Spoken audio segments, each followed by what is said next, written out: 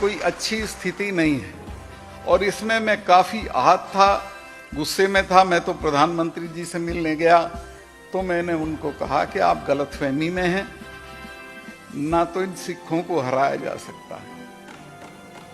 इनके गुरु के चारों बच्चे उसकी मौजूदगी में खत्म हो गए थे, लेकिन उसने सरेंडर नहीं किया था।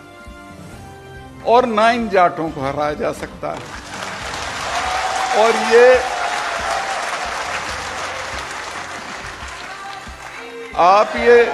आप ये सोचते हो कि ऐसे ही चले जाएंगे, इनको कुछ ले दे के भेज दो।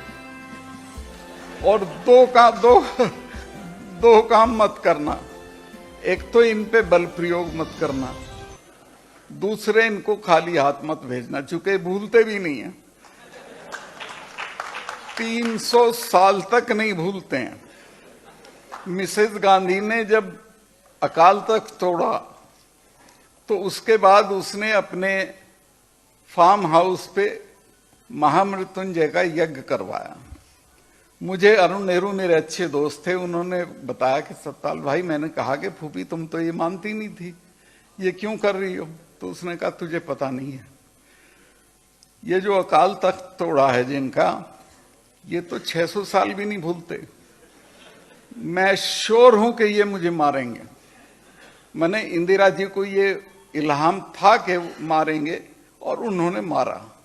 जनरल वैद्या को उन्होंने पूना में जाके मारा, जनरल डायर को लंदन में जाके मारा।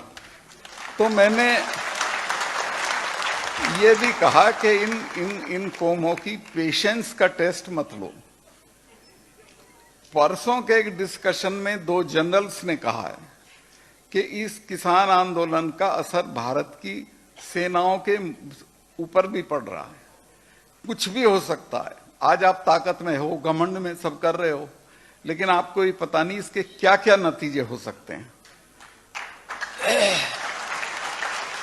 कारगिल होता है तो इन्हीं किसानों के 20-20 साल के लड़कों को उस पे चढ़ा देते हो पहाड़ी पे। कारगिल में मैं ये मानता हूं कि सरकार की असफलता थी कि कारगिल में वो लोग घुसे, और उसका दाम हिंदुस्तान के किसानों के बच्चों ने चुकाया। 20-20 साल के बच्चे, दुनिया में कोई ऐसी लड़ाई नहीं हुई कि दुश्मन ऊपर बैठा और आप नीचे से रेंगते हुए जा रहे हैं और गोली खा के चिड़िया की तरह मर रहे हैं। तो ये जो है, ये अन्याय हमारे ही साथ होता है, लेकिन इसमें किसी ना किसी दिन लोग रिएक्ट कर जाते हैं। मैं नहीं चाहता कि कोई ऐसा दिन आए जब ये किसान लोग रिएक्ट कर। अभी तो किसानों ने एक कंकड़ भी नहीं मारी है किसी का। वो जो कहते हैं कि जी लाल किले वाली घटना, उसका किसान आंदोलन से कोई ताल्लुक नहीं था। वो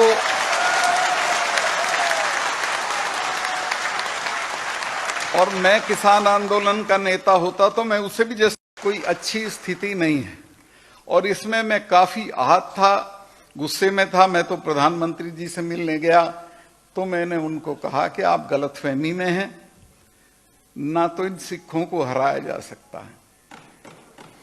इनके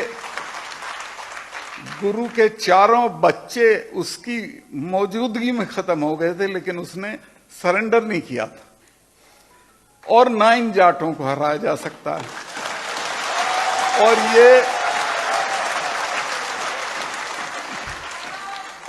आप ये सोचते हो कि ऐसे ही चले जाएंगे, इनको कुछ ले दे के भेज दो।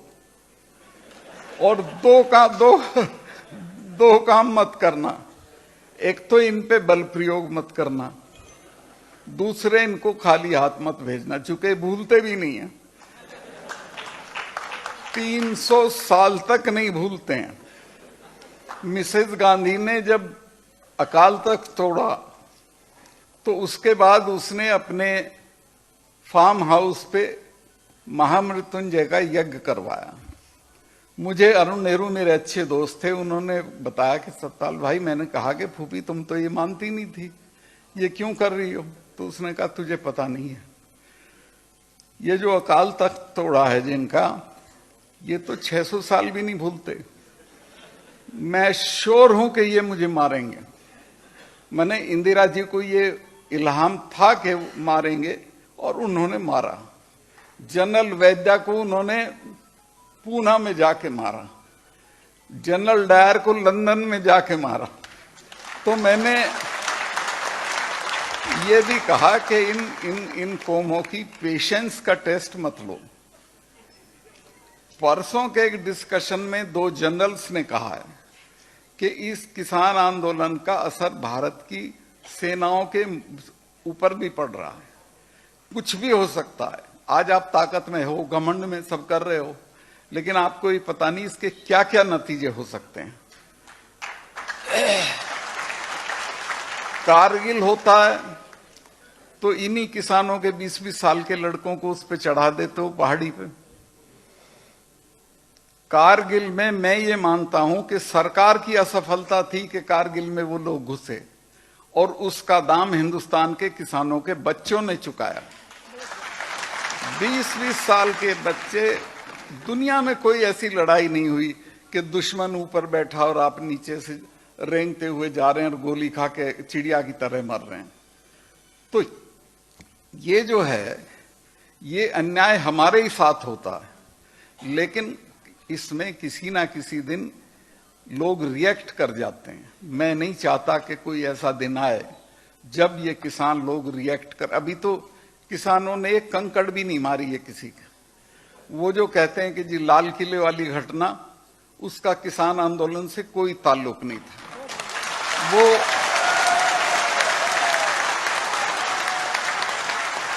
और मैं किसान आंदोलन का नेता होता तो मैं उसे भी जैसे